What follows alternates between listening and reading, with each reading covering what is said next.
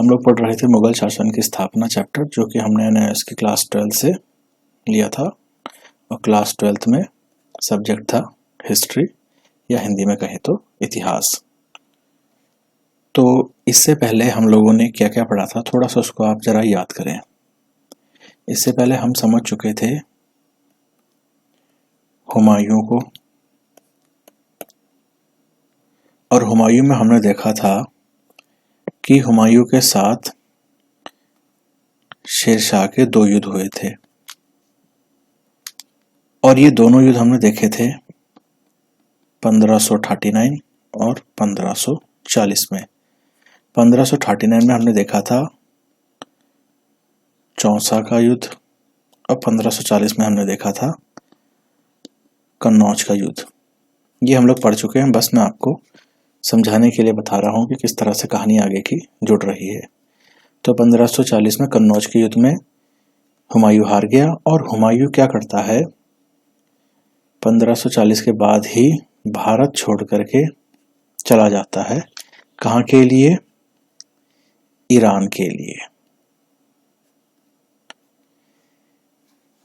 एक तरफ हुमायूं भारत छोड़ के 1540 में ईरान की ओर जा रहा है, तो वहीं दूसरी तरफ भारत में एक नया साम्राज्य शुरू हो रहा है, जिसको शेर शाह ने शुरू करा। ठीक है, और शेर शाह ने शुरू करा, और इसीलिए इसको सूर साम्राज्य भी बोला जाता है। ध्यान से समझना, सूर साम्राज्य भी कहा जाता है, क्योंकि शेर शाह जो था यह भी मूल रूप से अफगान था, अफगान मूल का था ये। ठीक है, अफगान मूल का था। तो अब जब ये अपना साम्राज्य स्थापित कर रहा है, तो वो क्या कहलाया जाएगा? अफगानी साम्राज्य, क्योंकि यह अफगान मूल का है। या तो आप अफगानी साम्राज्य कह लो या सूर साम्राज्य कह लो, दोनों एक ही बात है। लेकिन यहाँ पर लिखा हुआ है द्वितीय अफगानी साम्राज्य। अच्छा, द्वितीय का मतलब होता है सेकंड, ये आप सभी को मालूम होगा। अगर ये सेकंड है तो भाई फर्स्ट भी कोई रहा होगा। तो फर्स्ट अफगानी साम्राज्य कौन था? अगर आपको याद हो, तो जब हमने दिल्ली सल्तनत पढ़ा था, तो दिल्ली सल्तनत में कुल हमने 5 वंश देखे थे। इन 5 वंशों में गुलाम वंश था, खिलजी वंश था, तुगलक वंश था, गुलाम वंश, खिलजी वंश, तुगलक वंश, फिर आया था सैयद वंश, और फिर आया था लोदी वंश। तो जो ये लोदी वंश था, ये लोदी वंश का हमने अंतिम शासक कौन देखा था? इब्राहिम लोदी। और जो ये इब्राहिम लोदी था, ये भी मूल रूप से क्या था? अफगान मूल का था। या हम लोग लोदी वंश को भी कह सकते हैं कि मूल रूप से अफगान वंश था, या अफगान मूल के थे। तो प्रथम अफगान साम्राज्य कौन सा था? प्रथम अफगान साम्राज्य होगा कौन सा? लोदी साम्राज्य। ये बात क्लियर हो गई। तो अगर प्रथम अफगान मूल का साम्राज्य ये लोदी साम्राज्य है, तो सेकंड अफगान मूल का साम्राज्य कौन सा हो गया? सूर साम्राज्य। इतिहास में अगर हम द्वितीय अफगानी साम्राज्य कहते हैं, तो उसका मतलब यही होता है कि शेरशाह वाला जो साम्राज्य वाला समय है। ठीक है, अब देखा जाए तो ये सेकंड अफगान साम्राज्य जो है, सेकंड अफगान साम्राज्य, तो सेकंड अफगान साम्राज्य कब से कब तक चलेगा? 1540 में कन्नौज में हुमायूं को जब हराया है, तो 1540 से शुरू हुआ, चला कब तक? 1555 तक, मतलब टोटल 15 वर्ष तक। तो कुल 15 वर्ष तक चला ये सेकंड अफगान साम्राज्य, या इसी को कह लो सूर साम्राज्य।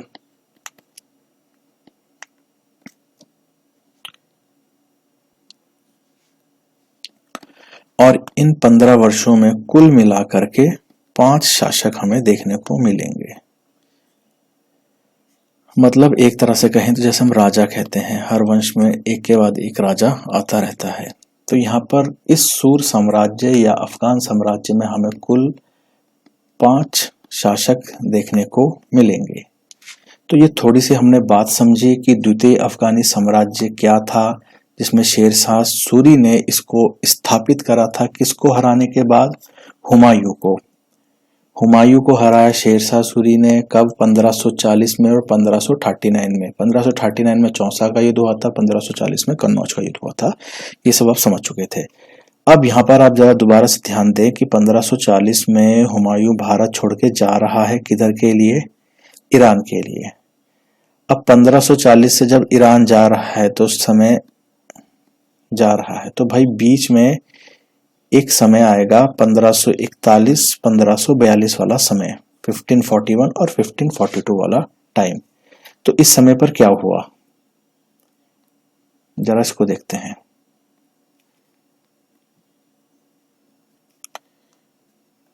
हुमायूं कहां जा रहा है? ईरान, भारत को छोड़कर ये जा रहा है। यहां पर 1540 में हार गया था।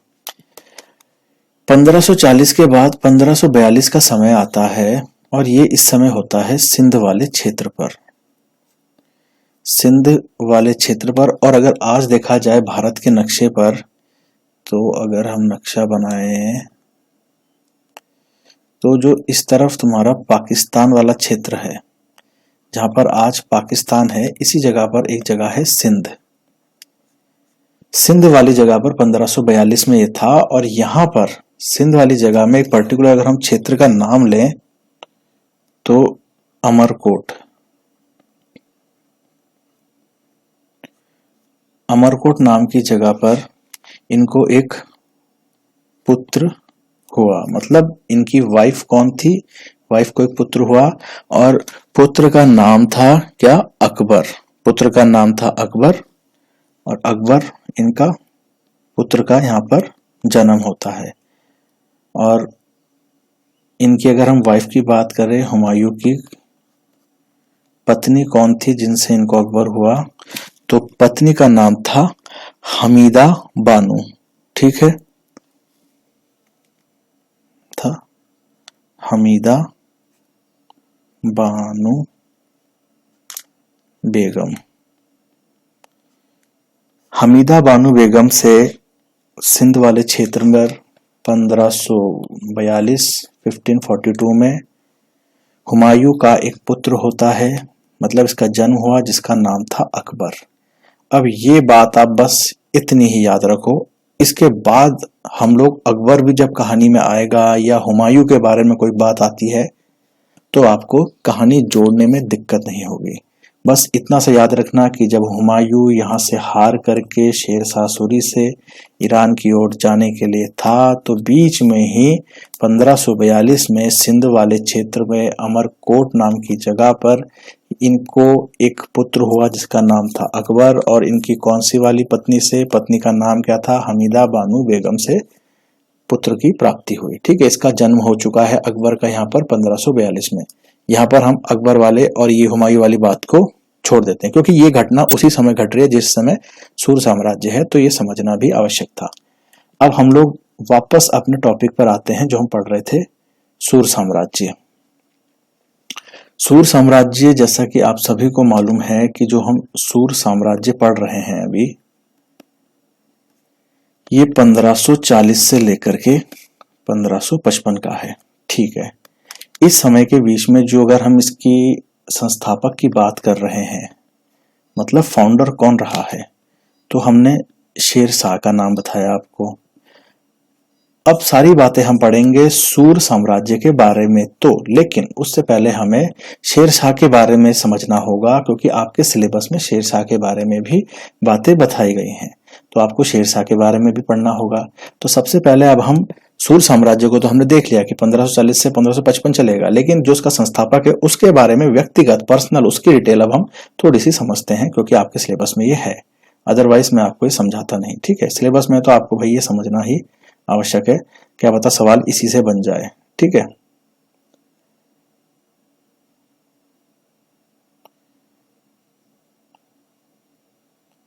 तो अब हम देखते हैं शेरशाह के बारे में पूरी कहानी क्या क्या बन रही है।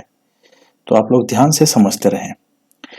देखो, शेर खान लिखा हुआ है या शेर शाह बोलो, सारे नाम इसी के हैं। अब ये नाम किस किस तरह से पड़े हैं ये सब के सब आप समझते चलेंगे धीरे धीरे इस वीडियो में।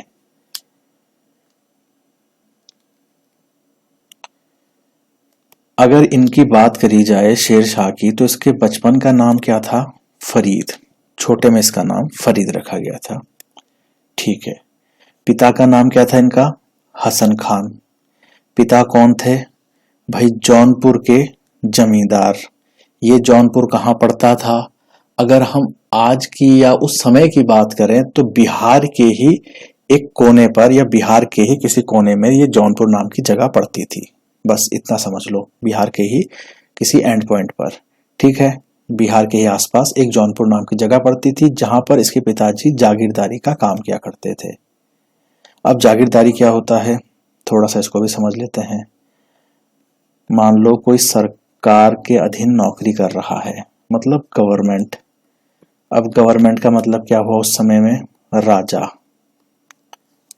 यही तो गवर्न कर रहा है, इसी की तो सरकार चल रही है। सारे शासन प्रशासन आदेश इसी के चल रहे हैं, तो जिसके आदेश माने जाते हैं उसी की सरकार है।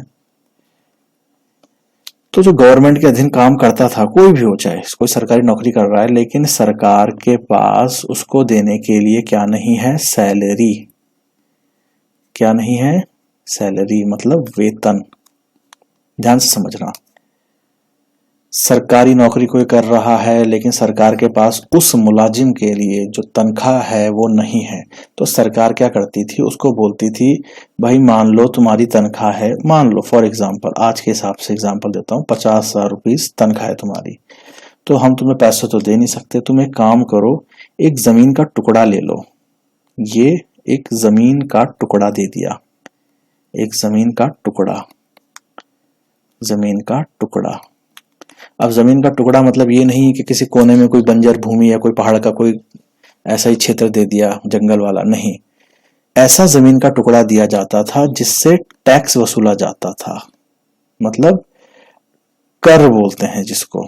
ठीक है, ऐसा जमीन का टुकड़ा दिया जाएगा जिससे टैक्स वसूला जाता था, और ये टैक्स लगभग उतना ही होता था जितनी इसकी सैलरी है। मतलब सैलरी के अकॉर्डिंग सरकार देखती थी कि कितनी जमीन है, जिसका अगर हम कैलकुलेशन करें तो उसका टैक्स लगभग इनकी सैलरी के ही बराबर आएगा। जैसे इस एग्जाम्पल पे 50,000 रुपए, तो वो जमीन का टुकड़ा उसको दे दिया कि भाई अब ये तुम रख लो, अब यहां से जो टैक्स आएगा उससे तुम अपना काम चलाओ।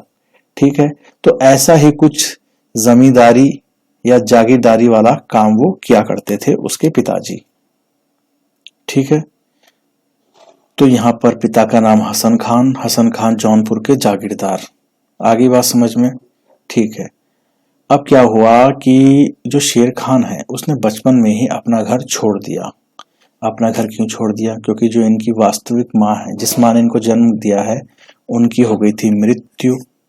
ठीक है, मृत्यु के बाद क्या हुआ कि जो इनकी सौतेली माँ थी, इनकी फरीद की या शेर खान की या शेर शाह की, इनकी जो सौतेली माँ थी वो इनके साथ दुर्व्यवहार करती थी, सही से इनके साथ बिहेव नहीं करती थी। मतलब इसी वजह से इनका अपने ही घर में एक तरह से झगड़ा वगैरह होता रहा होगा। बात ज्यादा बढ़ी तो भाई साहब जी ने घर ही छोड़ दिया। अब घर छोड़ दिया इन्होंने, तो घर छोड़ करके कहाँ गए? ये गए सीधे बिहार के सूबेदार के पास। बिहार के सूबेदार के पास मतलब एक तरह समझो जॉब करने के लिए या उसके यहाँ काम करने के लिए। ठीक है, और बिहार का सूबेदार उस समय कौन था? बहार खान लोहानी। बहार खान लोहानी के यहाँ काम करने कौन चले गया? फरीद, मतलब शेर खान या शेर शाह सूरी। इसके यहाँ काम करने के दौरान ही इसने छोटी सी उम्र में एक शेर का शिकार करा था, एक शेर को मार दिया था। किसने? फरीद ने छोटी सी उम्र में बहार खान लोहानी के यहाँ कार्य करते हुए एक शेर का शिकार कर दिया था। छोटी सी उम्र में शेर मारने के हुई उसमें फरीद को शेर खान की उपाधि दी। किसने?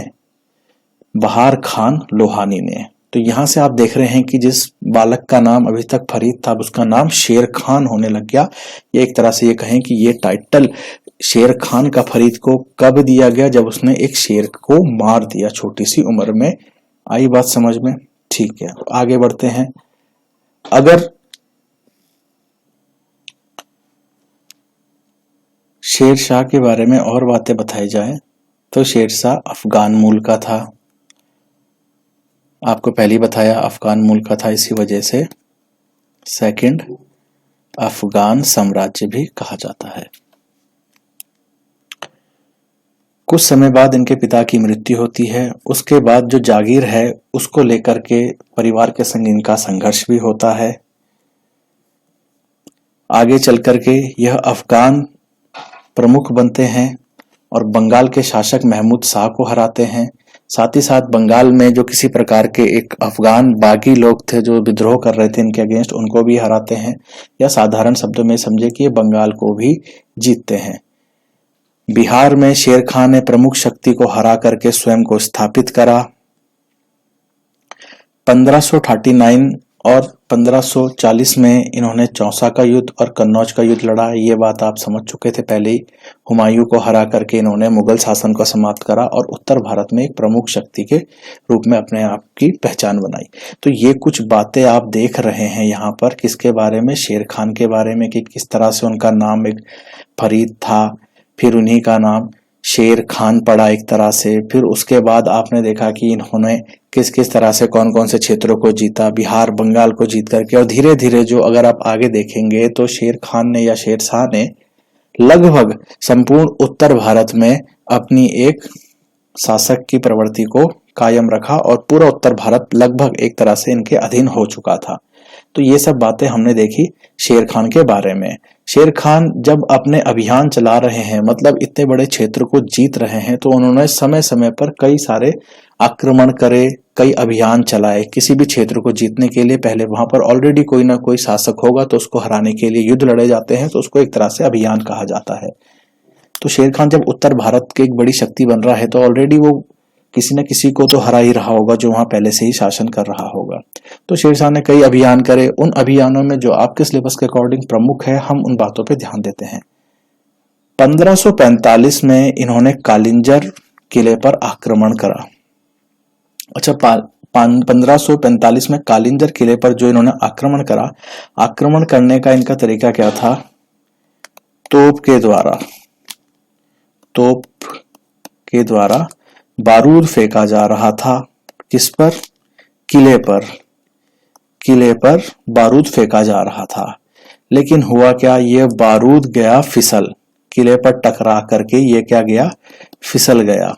और फिसल करके ये वापस आया किधर? जहां पर ये लोग खड़े रहे होंगे, और यहीं पर बारूद का ढेर था। ये गोला टकरा करके किले से इस बारूद के ढेर में आया और यहाँ पर एक बहुत भीषण धमाका हुआ, जिसमें इसकी मृत्यु हो गई। किसकी मृत्यु हो गई? शेर खान की मृत्यु या शेर शाह की मृत्यु। ठीक है, इतनी बात आप सभी को समझ में आ गई होगी। तो यहाँ पर आपने शेर शाह के बारे में लगभग थोड़ी बहुत, जितना आपके सिलेबस में है उसको तो समझा ही, थोड़ी बहुत अन्य जानकारियों को भी सही से देखा। तो ये बातें रही शेर शाह के व्यक्तिगत रूप से, उसके विषय में हमने यहाँ पर बातें करी। अब थोड़ी सी और बातें देखते हैं। जो इसने साम्राज्य शुरू करा है वहां क्या क्या कहानी चल रही है, और उस साम्राज्य में शासन प्रशासन में इसके द्वारा क्या क्या कुछ और कार्य करे गए हैं। आइए अब उनको समझते हैं। तो शेर खान के द्वारा महत्वपूर्ण प्रशासकीय कार्य एवं लगान परिवर्तन कार्य क्या क्या करे गए। ये हेडिंग अभी समझ में नहीं आ रही होगी, जैसे जैसे इसके नीचे हम डिटेल समझेंगे सब समझ में आ जाएगी। सरकार एवं परगना स्तर पर कार्य करे, मतलब शेर खान ने बेसिकली करा क्या? इसको पूरे केंद्र को ऐसे चलती थी इसकी व्यवस्था, जैसे केंद्र होगा, केंद्र के अंतर्गत सूबा होगा, सूबा के अंतर्गत सरकार होगी, और सरकार के अंतर्गत परगना होगा। सिंपल ऐसे समझो। तो जहां जहां इनको लगता था कि भाई कंट्रोल होने की आवश्यकता नहीं लग रही है या ये जगह कंट्रोल होना बहुत मुश्किल है, मुख्य तौर पर अगर हम यहाँ पर बात करें तो इन्होंने बंगाल को 19 सरकारों में बांट दिया। 19 सरकारों में बांट दिया और जो प्रत्येक सरकार है उस प्रत्येक सरकार में 2 महत्वपूर्ण अधिकारी हुआ करते थे। इसमें 2 अधिकारी हुआ करते थे, प्रत्येक सरकार में 2 अधिकारी हुआ करते थे। और ये 2 अधिकारी, एक होता था सैनिक अधिकारी और एक होता था असैनिक अधिकारी। मतलब एक का काम होता था कानून व्यवस्था को बनाए रखने का और दूसरे का काम होता था न्यायिक व्यवस्था का रखरखाव करने का। ठीक है, सरकार एवं परगना स्तर पर कार्य करे, इसमें आप इतना ही समझिए। बाकी डिटेल में आप इसको समझेंगे तो बहुत डीप हो जाएगा और आपको ये समझने की वैसे आवश्यकता है भी नहीं। ठीक है, इसको आप ना ही समझो, ज्यादा बेटर यही रहेगा। तो मैंने आपको समझाने के लिए बता दिया, सरकार एवं परगना स्तर पर इन्होंने कार्य करा। ठीक है, आगे इसमें देखें, सरायों एवं जीटी रोड का निर्माण करा। अब सरायों एवं जीटी रोड का निर्माण करा का मतलब क्या हुआ? इन्होंने क्या करा, लगभग पहले भारत का नक्शा बनाने की कोशिश करते हैं। ये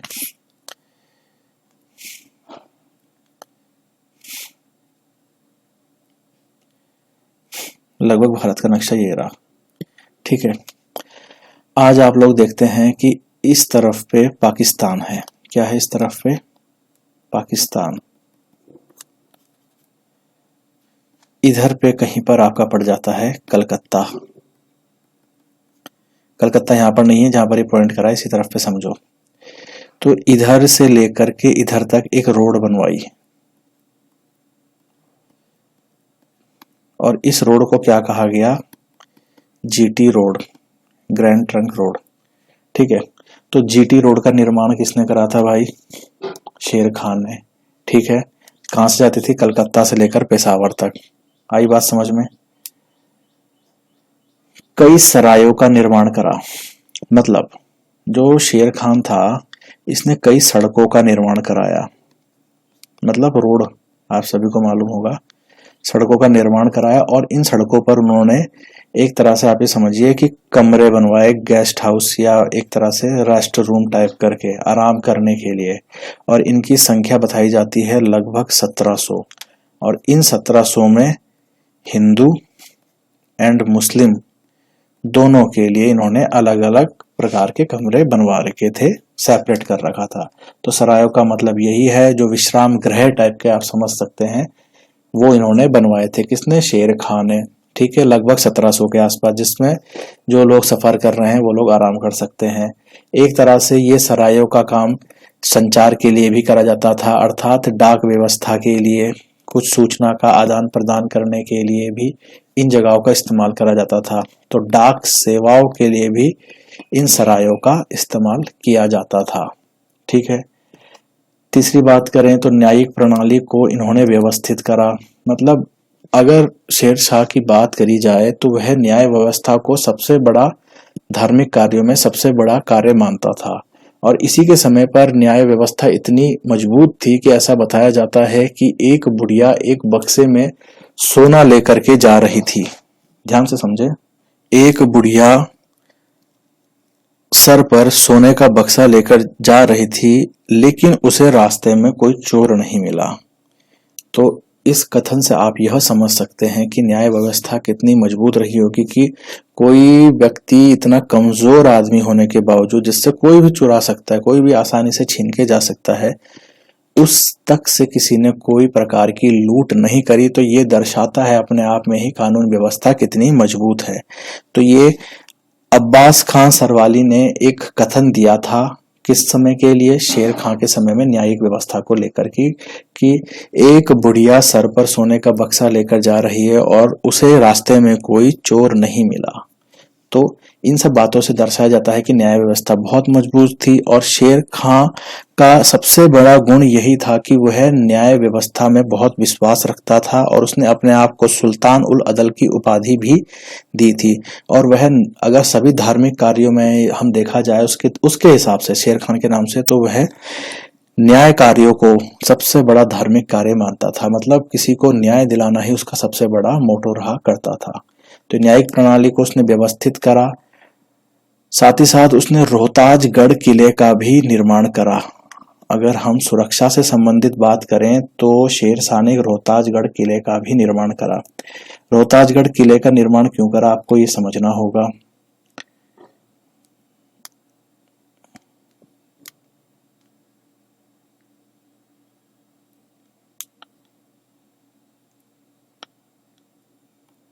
ये कुछ भारत का नक्शा है। हम क्या समझ रहे हैं यहाँ पर, हम समझ रहे हैं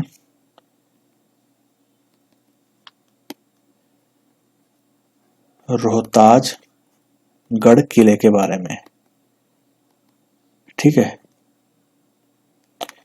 हम पढ़ रहे हैं रोहताजगढ़ किले के बारे में, ठीक है।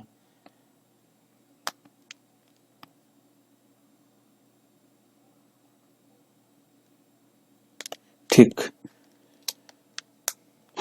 ये हुई पूरब वाली पोजीशन, ये हुई पश्चिम वाली पोजीशन, ये हुआ उत्तर और नीचे की साइड हुआ दक्षिण। तो ये 4 दिशाएं हो गई। उस समय का जो भारत है वो लगभग इतना है, जहां आज पर ये पाकिस्तान भी है। तो जो उत्तर पश्चिमी सीमा है, उत्तर पश्चिमी कौन सी सीमा हुई भाई, अब यहाँ पर सारी डायरेक्शन आपके सामने, आप खुद समझ सकते हैं इस वाली सीमा को, ये वाली जो सीमा है, ठीक है। उत्तर पश्चिमी सीमा से उसको हमेशा एक डर था। क्या डर था? कि मुगल दोबारा से आक्रमण ना कर दें, मुगल आक्रमण पुनः ना हो। हुमायूं क्योंकि ऑलरेडी यहाँ भाग रखा है, वो भी आक्रमण करने के लिए रेडी है और मौके की तलाश में है कि कब मुझे मौका मिले और कब मैं यहाँ पर दोबारा से इन लोगों को, जो ये अफगान है या सूर साम्राज्य, इसको हटा करके दोबारा से मुगल साम्राज्य की शुरुआत करूं। तो मुगल आक्रमण से ही सुरक्षित रखने के लिए उत्तर पश्चिमी सीमा पर शेर शाह ने रोहताजगढ़ किले का निर्माण कराया, ठीक है। आई बात समझ में? तो रोहताजगढ़ किले का निर्माण इसलिए कराया। भू राजस्व व्यवस्था 1/3 तय करी गई, मुद्रा प्रणाली लागू की गई, भूमि के मापन तय किए गए और लगान की व्यवस्था उसने लागू करी। मतलब मुद्रा प्रणाली या भू राजस्व व्यवस्था, भाई जितना भी प्रोडक्शन होगा, मतलब उत्पादन का 1/3 आप क्या दोगे भाई, यहाँ पर भू राजस्व दोगे, ठीक है। क्या दोगे? भू राजस्व। साथ ही साथ इन्होंने मुद्रा प्रणाली लागू करी। मतलब आप एक तरह से देखिए कि इन्होंने कौन कौन से सिक्के चलवाए थे। तो मुद्रा प्रणाली में आप देखिए कौन कौन से सिक्के चलाए थे। बेसिकली इन्होंने 3 तरह के सिक्के चलाए थे, नाम देख लेना, अगर एग्जाम में आए तो लिख लेना। एक था अशरफी, दूसरा था रुपया और तीसरा था दाम। ये इनके द्वारा चलाई गई मुद्राएं थी, इनके द्वारा चलाई गई करेंसी थी, एक तरह समझे, जो अशरफी, रुपया और दाम नाम से जानी जाती थी। अशरफी हुआ करती थी सोने की, स्वर्ण की, ठीक है। रुपया हुआ करता था चांदी का, ठीक है। दाम हुआ करता था तांबे का। तो ये 3 तरह की जो मुद्राएं हैं, किसके द्वारा? शेरशाह के द्वारा चलाई गई थी। भूमि के मापन और लगान व्यवस्था, इन्होंने क्या करा, भूमि को मापने के इन्होंने कुछ तरीके खोजे, जिसमें रे व्यवस्था या रय व्यवस्था को देखा जाता है। भूमि को मापने का इन्होंने तरीका क्या करे थे, इन्होंने भूमि को या उसकी फसल को 3 कैटेगरीज में बांट दिया था, जिसमें अच्छी फसल थी, मध्यम फसल थी और खराब फसल थी। इस प्रकार से इन्होंने भूमि को 3 टुकड़ों में बांट दिया था और उसके अकॉर्डिंग ही यहाँ पर क्या हुआ करता था, ये लोग रे व्यवस्था के तहत इनसे लगान लिया करते थे। जमीन की कैटेगरी के अकॉर्डिंग यहाँ पर इनसे लगान लिया जाता था। जमीन को जो था वो 3 भागों में फसल के अकॉर्डिंग बांटा रहता था और लगान लिया जाता था, और इसी को रे व्यवस्था कहा जाता था या रय व्यवस्था कहा जाता था। तो ये सब बातें आप लोगों ने देखी किसके बारे में अभी तक? शेर खान के द्वारा महत्वपूर्ण प्रशासकीय और लगान परिवर्तन कार्य। उसको दोबारा देखिए, सरकार एवं परगना स्तर पर कार्य करे। सरकार एवं परगना स्तर पर, केंद्र सरकार के स्तर पर जहां पर सीए हैं, और इन्होंने जैसे बंगाल को मैंने बताया कि 19 भागों में बांट दिया था, 19 भागों में बंगाल को इन्होंने बांट दिया था। और जो इसकी सबसे छोटी इकाई हुआ करती थी वो हुआ करती थी परगना। मतलब जो पूरा क्षेत्र है उसको इन्होंने टुकड़ों में शासन की दृष्टि से कंट्रोल करने के व्यू पॉइंट से उसको टुकड़ों में बांट दिया था, और इसी को कहा गया है सरकार एवं परगना स्तर। सरकार टॉप लेवल पे स्तर है और परगना उसकी सबसे छोटी इकाई है। जैसे आज आप देखते हैं कि मेन तो आप देखेंगे अगर तो इंडिया आ गया, उसके बाद उसके अंदर क्या आते हैं, स्टेट्स आते हैं, स्टेट्स के अंदर आते हैं डिस्ट्रिक्ट्स, फिर डिस्ट्रिक्ट्स के अंदर भी आप देखेंगे तो टाउन और रूरल एरियाज आते हैं। तो इस तरह से ये सब बटा रहता है, छोटी छोटी इकाई होती हैं, छोटे छोटे क्षेत्र पर अलग अलग लोग इसको कंट्रोल करते हैं। तो इसी तरह से इन्होंने भी सरकार एवं परगना स्तर पर कार्य किए हुए थे। सरायों का निर्माण किया गया था, जीटी रोड का निर्माण किया गया था। जीटी रोड आपको बता दी कहाँ से, पेशावर से लेकर के कलकत्ता तक थी। आज पेशावर कहाँ पड़ता है, लगभग आपका पाकिस्तान में। सराय आपको बता दिए, कई सड़कों का निर्माण करा था। सड़कों के ही कोने कोने पर एक तरह से आराम करने के लिए कुछ कमरे बने थे, जिसमें हिंदू और मुस्लिम दोनों तरह के लोग रहा करते थे। और ये जो सराय बनाए गए थे ये डाक व्यवस्था में भी उपयोग में लाए जाते थे। न्यायिक प्रणाली, जो न्यायिक प्रणाली है उसकी व्यवस्था इनके समय पर एक तरह से अच्छे स्तर पर थी, जिसमें एक उदाहरण भी दिया गया आपको कि एक बुढ़िया एक बक्से में सोना लेके जा रही है और किसी ने उसको लूटा नहीं है, किसी प्रकार की चोरी या किसी प्रकार की लूटपाट उसके साथ नहीं हुई। तो ये अपने आप में दर्शा रहा है कि कानून व्यवस्था उस समय कितनी मजबूत स्थिति की थी। रोहतासगढ़ किले का निर्माण कराया, ये मैंने आपको बताया कि उत्तर पश्चिमी सीमा पर मुगलों के आक्रमण से बचने के लिए उन्होंने रोहतासगढ़ किले का निर्माण करा। भू राजस्व व्यवस्था 1/3 तय की गई। मुद्रा प्रणाली में मैंने आपको 3 बताई, अशरफी, रुपया और दाम नाम की 3 इन्होंने मुद्राएं चलाई, जिसमें अशरफी सोने की थी, रुपया चांदी का था और दाम तांबे का था। और भूमि के मापन एवं लगान व्यवस्था में भी मैंने आपको बताया कि जो किस प्रकार से ये लोग रे व्यवस्था के तहत जमीन को इन्होंने 3 टुकड़ों में बांट रखा था, किस प्रकार से उसमें फसल का उत्पादन होता है, अच्छी, मध्यम और खराब, उसके आधार पर इनसे लगान लिया जाता था। तो ये कुछ बातें रही जो आपको अगर परीक्षा में पूछा जाए कि शेर खान के महत्वपूर्ण प्रशासकीय कार्यों की चर्चा कीजिए, उनके बारे में बताइए, तो ये सब बातें आपने लिखनी है वहां पर, ठीक है। अब बात आती है शेर खान के बाद की, ठीक है। इसको थोड़ा सा रब कर लेते हैं।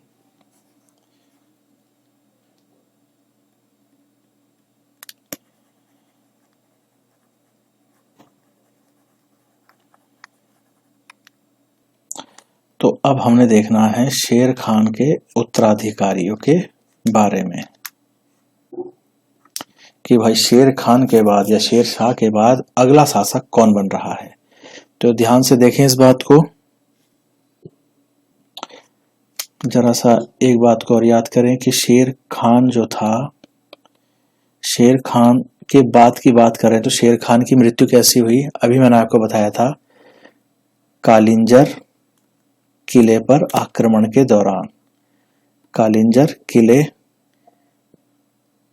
आक्रमण के दौरान, आक्रमण के दौरान क्या हुआ था, तोप के गोले से बारूद फट जाने के कारण इनकी मृत्यु हो गई थी। किसकी, शेर खान की। तो शेर खान की मृत्यु कहाँ हुई थी, कालिंजर किले के दौरान, ठीक है, ये याद रखना आपको। अब शेर खान की मृत्यु के बाद क्या होगा ये देखो। शेर खान के बाद अगला जो शासक आता है उसका नाम है इस्लाम शाह। इस्लाम शाह ये आया सेकंड नंबर पे। इस्लाम शाह के बारे में क्या कहानी है कि इसका विरोध करा इसके भाई आदिल खान ने। किसने, आदिल खान ने। इस्लाम शाह का विरोध करा आदिल खान ने प्लस अफगानी अभिजात्य वर्ग ने। मतलब जो इन्हीं के शासन में या इन्हीं के साथ जो लोग राज परिवारों में जन्मे हुए लोग होते हैं, जो हेरिडेटरी मतलब एक तरह से आप देखेंगे वंशानुगत रूप से जो लोग शासन में आ रहे हैं, बड़े बड़े शासन के लोग, राजा का बेटा या जो इन्हीं के साथ के लोग थे, उन्हीं के जो एक वर्ग हुआ करता था उसको अभिजात्य वर्ग कहा जाता था। ये लोग, मैंने आपको पहले ही बताया, समाज में राजा के बाद सोशल कंडीशन में या पोजीशन में सेकंड नंबर पे यही हुआ करते थे राजा के बाद। तो इस्लाम शाह जैसी गद्दी पर बैठ रहा है तो उसका विरोध उसका खुद का भाई भी कर रहा है, प्लस अफगानी इन्हीं के जो अभिजात्य वर्ग के लोग हैं वो भी विद्रोह कर रहे हैं। ऐसे करते करते क्या हुआ कि एक समय आ गया 1553 का, क्या यहाँ पर भी लिखा हो देखो, 1553 का समय आ गया और इसकी हो गई मृत्यु। किसकी? इस्लाम शाह की हो गई मृत्यु। एक तरह से यहाँ पर सूर साम्राज्य हो गया शक्तिहीन। ठीक है, सूर साम्राज्य हो गया शक्तिहीन।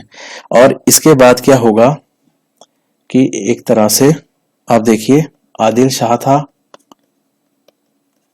इस्लाम शाह के बाद आदिल शाह, और इसके बाद अगर देखें तो इसके बाद आएगा सिकंदर शाह। आदिल शाह के बाद आएगा सिकंदर शाह।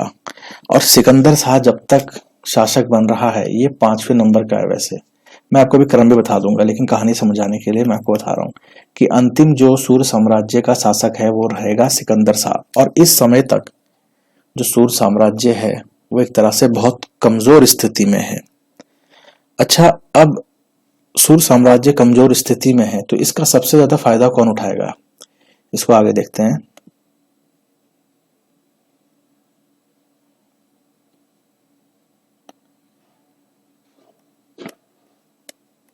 सूर साम्राज्य, सबसे पहले यहां पर कौन था? शेर शाह। सेकंड नंबर पे कौन आया? इस्लाम शाह। थर्ड नंबर पे कौन आया? फिरोज शाह। फोर्थ नंबर पे कौन आया? आदिल शाह। 5वें नंबर पे कौन आया?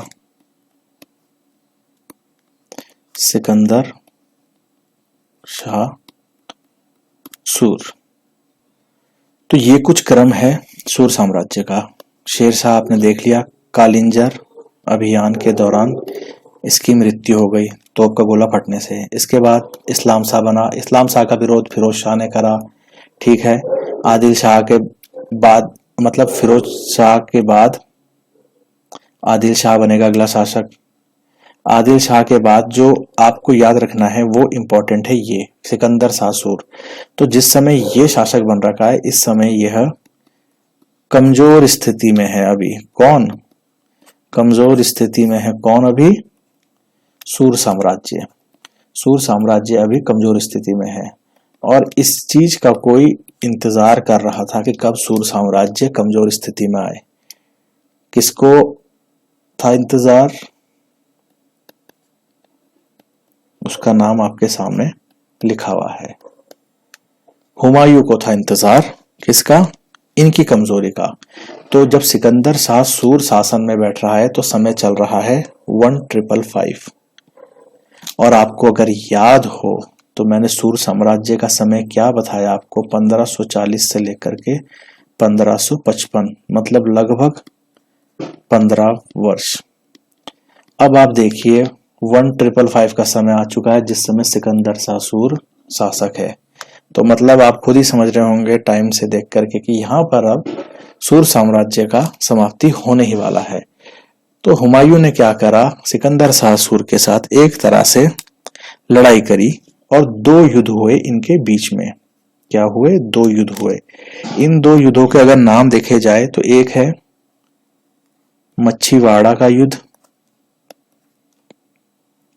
और दूसरे की बात करी जाए तो दूसरा है सरहिंद का युद्ध। युद्धों के नाम आप याद ना भी रखें, कोई जरूरी नहीं है, आपके सिलेबस में है नहीं, केवल बता रहा हूं कहानी के तौर पे कि हुआ क्या क्या था। और इस युद्ध का परिणाम ये हुआ कि सूर साम्राज्य समाप्त और दोबारा से मुगल साम्राज्य शुरू। दोबारा से मुगल साम्राज्य शुरू। तो अब दोबारा से मुगल साम्राज्य 1555 से शुरू हो रहा है। किसके शासन के अंतर्गत? हुमायूं के शासन के अंतर्गत। ठीक है, इतनी बात क्लियर है। सूर साम्राज्य का आखिरी जो था सिकंदर शाह सूर, उसको हुमायूं ने 1555 मतलब 1555 में 2 युद्धों में हरा दिया। ठीक है, हराने के बाद दोबारा से अब 1555 में हराया, तो 1555 से अब दोबारा से मुगल साम्राज्य हो गया शुरू। मुगल साम्राज्य शुरू तो हो गया, लेकिन यहाँ पर जो हुमायूं है, हुमायूं की एक तरह से कहिए किस्मत ही खराब थी। किस्तम लिख दिया मैंने, किस्मत ही खराब थी। किस्मत खराब थी। किस्मत खराब कैसी थी? इसके द्वारा या इसको पूरी जिंदगी भर ऐसा बताया गया, लेनपुल इतिहासकार इनके बारे में कहते हैं कि हुमायूं पूरी जिंदगी भर लड़खड़ाता ही रहा, कभी इधर कभी उधर गिर रहा है, मतलब संयम नहीं है, स्थिरता नहीं है, लड़खड़ा ही रहा है। एक बार यहां से हार करके ईरान गया, ईरान से फिर इधर आ रहा है, तो ये इसका पूरा जीवन एक तरह से लड़खड़ाते हुए ही शासन चला। और अंतिम दिनों में ऐसा बताया गया कि यह लड़खड़ाते हुए ही मृत्यु को प्राप्त हो गया या इसकी मृत्यु हो गई। अब ऐसा कथन क्यों कहा लेनपुल ने, आप ये समझिए। देखिए 1555 में हुमायूं दोबारा से आ जाता है और 1556 में दिल्ली में क्या था? लाइब्रेरी को हिंदी में क्या बोलते हैं? पुस्तकालय।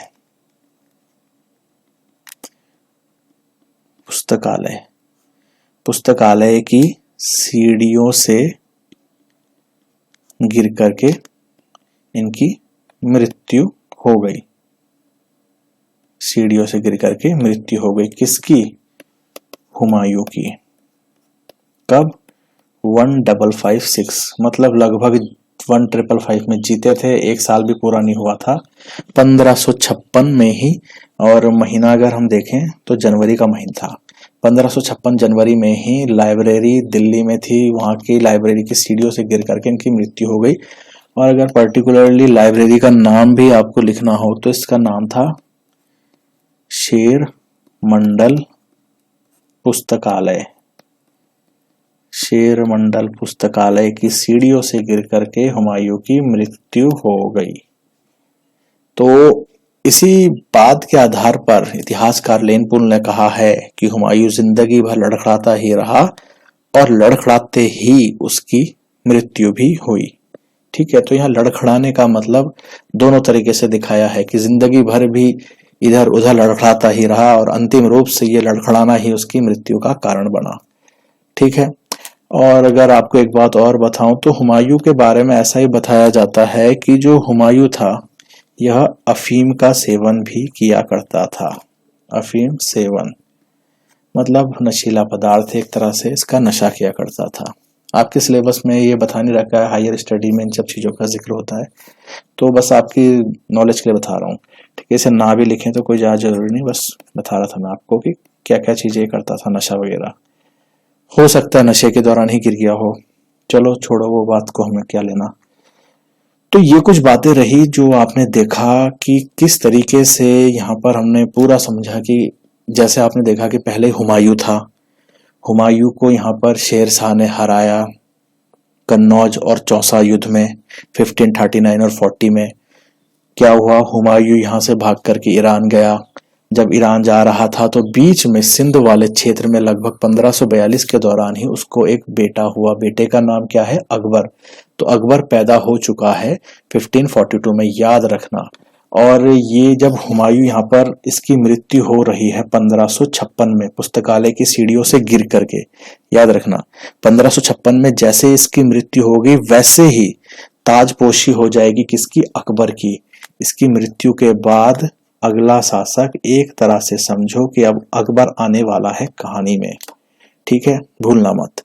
तो अकबर की ताजपोशी हो चुकी है, छोटी सी उम्र में ही अकबर अब राजा बन जाएगा। तो ये बात आप ध्यान से समझते रहें, ठीक है, भूलना मत इस बातों को।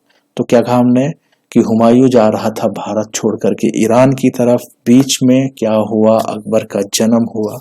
इधर हमने देखा भारत में जो सूर साम्राज्य या सेकंड अफगान साम्राज्य हुआ, उसमें शेर शाह सूरी के बारे में हमने सारी बातें समझी कि वो यहाँ का संस्थापक था, उसके बचपन का नाम फरीद था, कैसे पारिवारिक उसके जो संघर्ष थे उस वजह से वह घर छोड़ के जाता है, फिर वो एक शिकार करता है शेर का, फिर शेर खान उसका नाम होता है।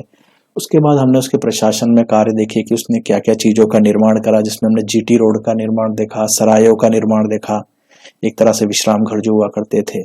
उसके बाद हमने देखा कि वह कालिंजर अभियान के दौरान कालिंजर के किले पर वह आक्रमण कर रहा था और वहां पर तोप के गोले से जो गोला फेंका जाता है वो उस किले से टकरा करके वापस उन्हीं की तरफ को आया और वहां पर जो उनके पास जो बारूद रहा होगा उस बारूद पे वह गिरता है और बड़ा भीषण धमाका होता है, जिससे किसकी, शेरशाह की मृत्यु हो जाती है। शेरशाह की मृत्यु के बाद हमने उसके वंशज देखे कि आगे कौन कौन से लोग आए। उसी क्रम में हमने अंतिम में देखा कि सिकंदर शाह सूर आता है, लेकिन जिस समय तक सिकंदर शाह सूर आ रहा है उस समय तक जो ये सूर साम्राज्य है ये काफी कमजोर स्थिति में है। और इसी का फायदा उठाया 1555 में किसने, हुमायूं ने, और मच्छीवाड़ा का युद्ध और सरहिंद के युद्ध में सिकंदर शाह सूर को हरा करके दोबारा से जो झंडा था सूर साम्राज्य का निकाल करके वहां पर मुगल साम्राज्य का गाड़ दिया और यहां पर से दोबारा शुरू हो जाता है मुगल साम्राज्य।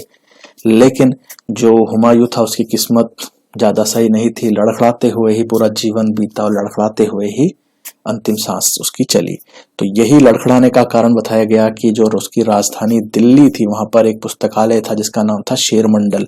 अच्छा, शेर मंडल पुस्तकालय का नाम इसलिए था कि आपको याद रहना चाहिए इससे पहले कुछ समय के लिए शेर शाह भी वहां पर शासक रहा उस जगह पर, तो उसी के नाम पर यह शेर मंडल पुस्तकालय है। ठीक है, तो शेर मंडल पुस्तकालय की सीढ़ियों से गिरते गिरते ही इसकी मृत्यु हो गई, फिसल गया था वहां, सीढ़ियों से गिर गया था और गिर करके इसकी मृत्यु हो गई।